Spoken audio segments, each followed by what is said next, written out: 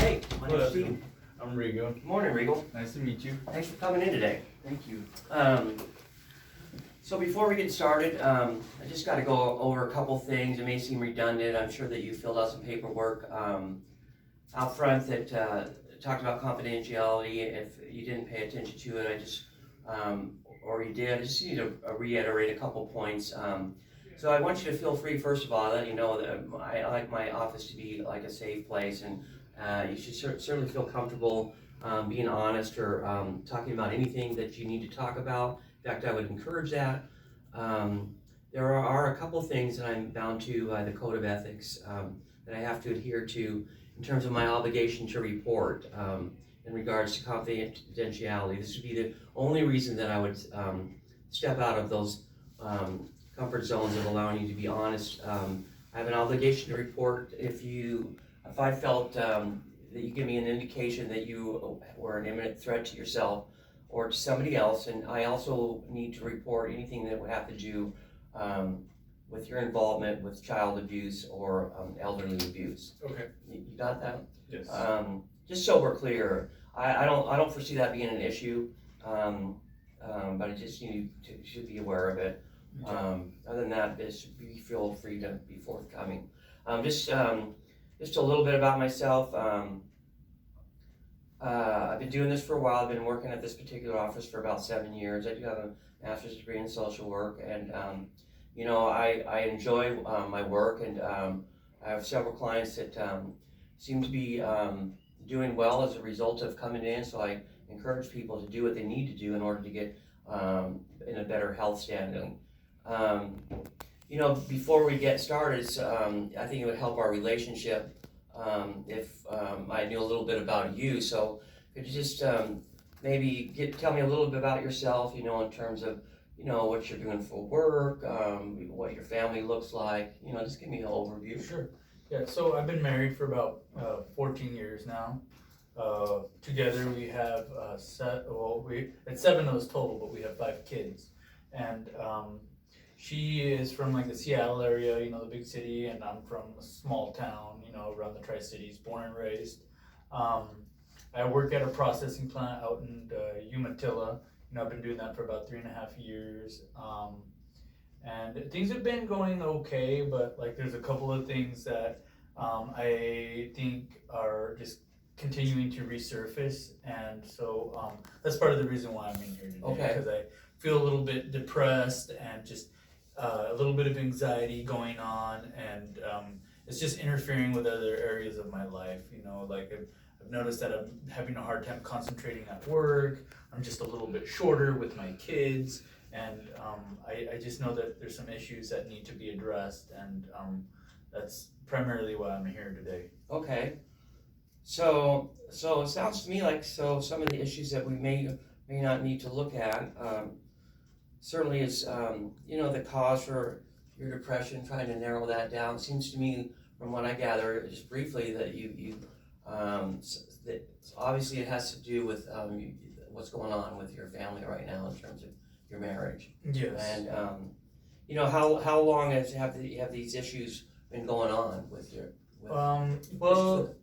So we've been married for 14 years, like I said, and I just noticed that just the last maybe 2 or 3 years, the arguments have become more frequent and more intense, and also that they're lasting longer, whereas before, we'd be able to get over it and just kind of go on about our business. Like now, we're staying mad at each other for 2 or 3 days at a time, and it's just gotten to the point where it's just really bugging me. I notice that we can't just get through a day without just arguing, and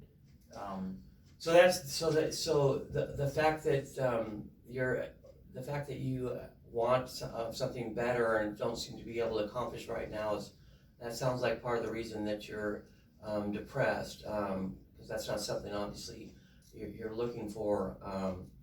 I'm just curious as to whether or not how this is affecting you personally. I mean, are you at all taking this personally, that this is your fault, or do you believe it's, shared by the two, or how do you see that? Well, the thing with that is that like we always like view our point of view like as the right point of view, you know. That's why I'm in here to get like a third party opinion, Okay. because I noticed that like there could be some things that I'm not seeing, you know, and maybe they're the things that she keeps pointing out. But I like to kind of defend my position and say, well, you're wrong, and this is why, and this is why I'm right, by the way. I think that, like you said, it's a little bit of both, you know, that there's some things that she might be able to work on, and I also think that there's some things that I need to work on, and we need to find some common ground. So I just want to stop you right there and let you know, I think it's pretty commendable, the fact that you're at least willing to come into the office.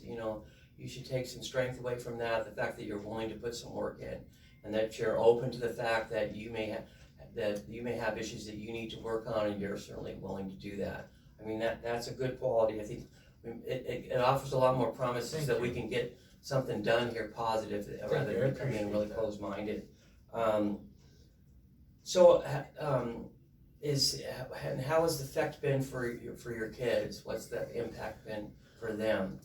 So they're probably like the main reason why I'm here. Like they hear too many arguments, and I think it's not fair for them. And I'm sure that it affects their lives as well. I'm sure like me, like I take it to work, and it's hard for me to focus at work. I'm sure that they take it to school, and they can't focus on their things as well as they'd be able to if they weren't exposed to that. And I think that she and I both kind of need to work on just doing our arguing away from them, or even just arguing more healthy ways. Like I think arguments are healthy, a healthy part of marriage, but at the same time, like I think there needs to be a product. Something needs to come of it. There needs to be a mutual agreement, and I'm just finding that there aren't mutual agreements. It's usually one of us feels like they're being taken advantage of, and I mean, to be honest, like I feel like I'm the one being taken advantage of, and that's why I'm here, because I could be wrong about that, so.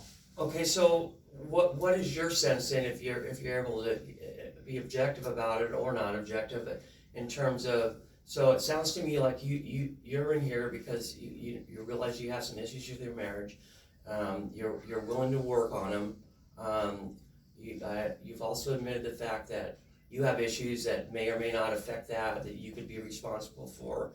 You're willing to take responsibility for that. It sounds to me like you have clear intention of wanting to work this out. You're here because of that reason. Most people don't come see me because they're having, in other words, if you didn't want the relationship to continue, you wouldn't be in the office. So do you have a sense in terms of from your wife, in terms of, so does she share some of that same regard in terms of wanting to mend the relationship or put it back on track or come to some resolution with your issues you guys are having?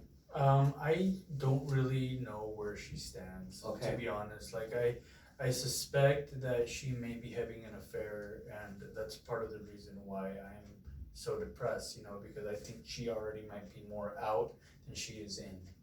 She spends a lot of time on her phone, and she won't really let me like get on it, and like she like she has full access to my phone and to all of my things, but like if I ever, like I notice that like whenever I walk near her, she'll just kind of like click out of whatever she's in, or she'll just kind of close her phone and put it down like whenever I get near her. Or like I've also noticed like behaviors like like where she'll just kind of get fixed up and she's just going out like to the grocery store or whatever, but like she's just spending more time fixing herself up and just investing more into her looks, and she'll just kind of say, well, I'm gonna go out with my friends, and like I won't hear about her for hours, and if I try to call her, she'll be irritated, and there'll be like an argument as a result of that. So I've learned to just kind of like stay away from just asking her trigger questions like that, and I feel like now I just kind of have to like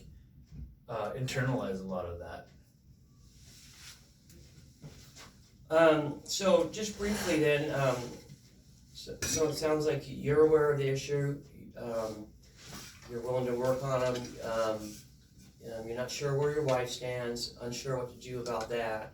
That's causing a related stress issues because of the uncertainty of really what's going on in terms of relationship outside of yours. Yes.